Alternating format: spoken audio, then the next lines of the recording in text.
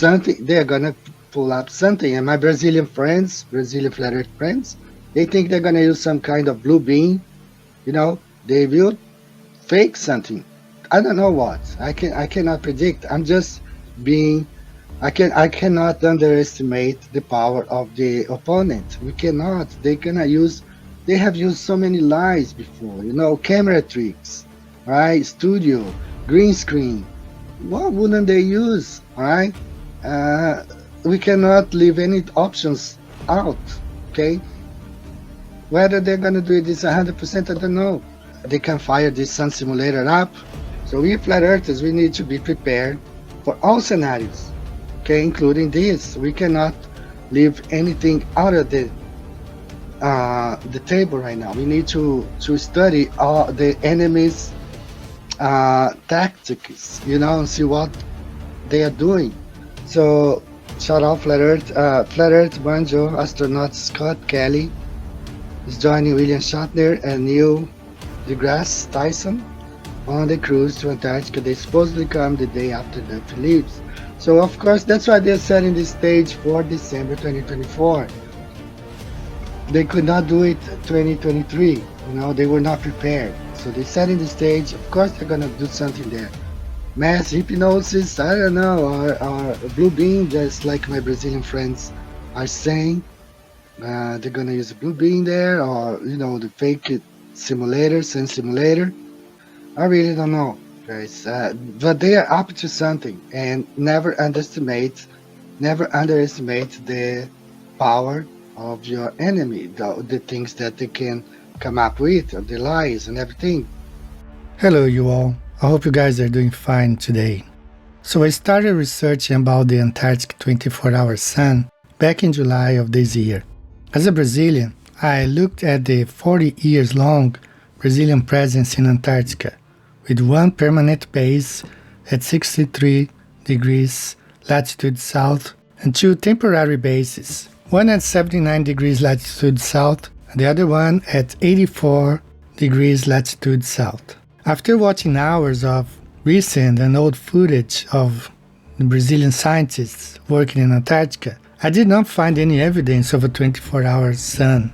Even the World Book Encyclopedia of 1958 does not mention a 24-hour sun in Antarctica. It does mention one in the Arctic, but not one in Antarctica. The following weeks, I tried to bring guests on my live streams to have conversations on how would they be able to fake a 24-hour sun in Antarctica. As I hold a master's degree in emergency management, I try to use the principles of emergency preparedness when looking at this issue. On my live stream, one of my first guests was 7 Club, Cody, who talked about the unconventional spacecraft propulsion system. Here's what I'm thinking. I've got this other theory in the works right now, because I came across some technology, and this technology is called unconventional spacecraft propulsion systems, right? So it's a propulsion systems used for this thing, right? This is an anti-gravity spacecraft, and if you read its abstract, it says a spacecraft having a triangular hull with vertical electrostatic line charges on each corner that produce a horizontal electric field parallel to the sides of the hull. This field, interacting with a plane wave emitted by antennas on the sides of the hull, generates a force per volume combining both lift and propulsion. So this is a system that uses electrostatics to levitate, right? So it's interacting with the electromagnetic field and levitating. Then I looked into these unconventional spacecraft propulsion systems and found out that they actually have satellites under the same technology. So then I looked into, of course, electrostatic levitation. So that's using electrostatics to levitate. And then I start looking into liquid oxygen and how it also interacts with the electromagnetic field.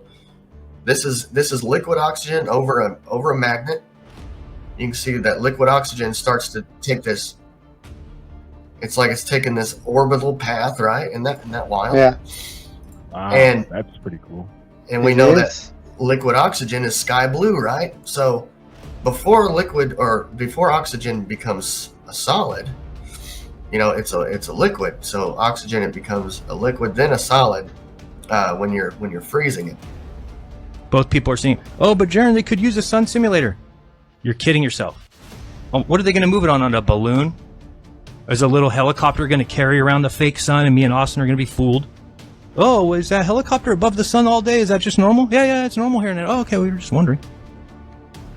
See, that's the weird thing to me is Jaron featured my video on unconventional propulsion systems on how the ISS is up there.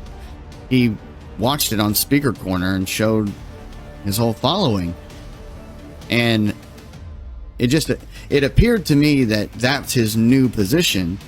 Maybe I'm wrong, but it just appeared to me when I watched him feature it that that's his new position on the ISS now. Now let's talk about a sun simulator. Let's say they do have the technology to electrostatically keep it in the sky, just like the anti-gravitic technology. Well, if they angled it to where, let's say, the real sun set, but they had the simulator rise at the exact same time, well, that's only going to work for the observers that are targeted. You get what I'm saying? So, if they were to fake it, they would be faking it for the people in Antarctica. And those are the only people that in that region, in that area, those are the only people who are going to see the 24-hour sun that they're faking. You see what I'm saying? In the following weeks, we talked about other ways they could fake the 24-hour sun. Thanks to Rich from Boston, the topic of the sun simulator was introduced. Not many people know that the patent for a sun simulator dates back 1965, and the Soviets were successful in creating artificial sunlight, which illuminated Europe from France to the old Soviet Union. Russian Eternal Light. In an era of incredible military and technological innovations, a Soviet engineer dreamed of bringing light to desolate regions of Russia where nighttime prevails. Vladimir Soromianitkov conceived the idea of creating a colossal space mirror capable of reflecting solar light back to Earth. This feat would light entire cities and boost agricultural productivity in Soviet regions where daylight was scarce during the winters. Znamya 2 was launched in October of 1992, and for a brief moment in time, it lit a small portion of the Earth. German physicist Hermann Oberth and engineer Arnold Ericka had already developed the concept of a space reflector. This giant mirror would reflect sunlight on small parts of the Earth to provide nighttime illumination. Vladimir started marketing his solar sail project as a natural way to increase daylight extension, to light dark zones through the entire planet.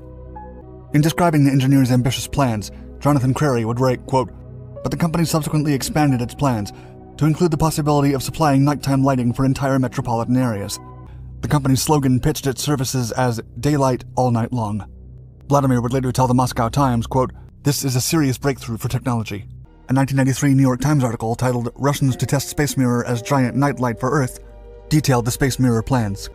The Znamya 2 was launched aboard a Progress M15 spacecraft from the Baikonur Cosmodrome on October 27, 1992, and produced a 5-kilometer wide beam of light seen from southern France to western Russia. Nikolai N. Sevastianov, a ranking project engineer on Znamya, told the New York Times, quote, "The reflector was a big success because it proved the concept was right." Vladimir's intelligence and determination not only earned the respect of Russian space engineers, but also of Americans with whom he worked 2 decades earlier. Much of this technology has a military purpose, which can be deployed in military vehicles to any region on Earth. For example, the direct-to-energy weapon system that are usually used in aircraft can also be deployed in remote regions on military vehicles. There are the HAARP farms in some places in the world, but just recently a very suspicious ship was found on the coast of Spain. Just as usual, weather had hit and destroyed regions of their country. One may call it as being just a coincidence. The truth is, in many circumstances, shoved on our faces through movies or advertisements. This 2018 commercial of an artificial sun illuminating an entire city led me to talk about it during one of my live streams. Based on my knowledge of military vehicles that transport direct-to-energy weapon beams, HAARP ships, Soviet sun simulator energy, unconventional propulsion system, I hinted at the idea of a mobile sun simulator unit placed at a few miles south of the Union Glacier. As 7 Club Cody pointed out, the sun simulator is designed to deceive just the people who are at the Union Glacier. and not to fool the entire South American continent. So look at this commercial from back. This commercial is from 2018. All right. Okay.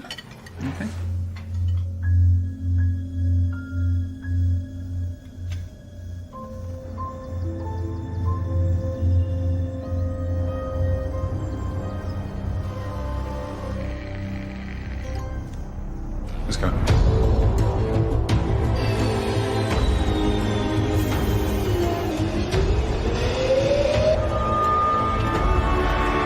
It's over there. I think it's over there. Yeah.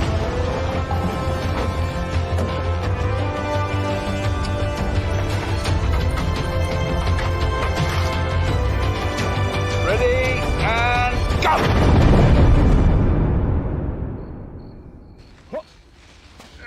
Good lad. All right.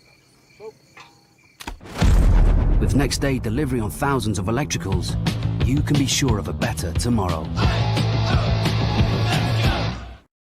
All they have to do in Antarctica is place something like that 2 miles from where they are. They just put something like this on top of this snow plower here, tractor, and have it running on the horizon, for 2, 3, 4 miles, and have the camera guys there to film, and that's it.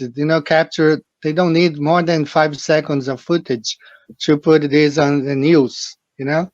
The guys who faked, they fake the ISS. They have a swimming pool. They have in Houston, they have like entire facility with a mock-up ISS. They fake everything, guys. And, do you think they're not able to fake a 24-hour sun? In my former field of work, I learned that we must consider all threats as a potential threat. We can never and should never underestimate the power and plans of the enemy. For this reason, I never singled out one of these potential tricks as being the one they will definitely use. My position was, and it presently is, and it will always be that I don't know what sort of tricks they will play in order to deceive the masses. I can only research what I know and present to you and speculate. Thanks for watching, and until next time. Bye bye.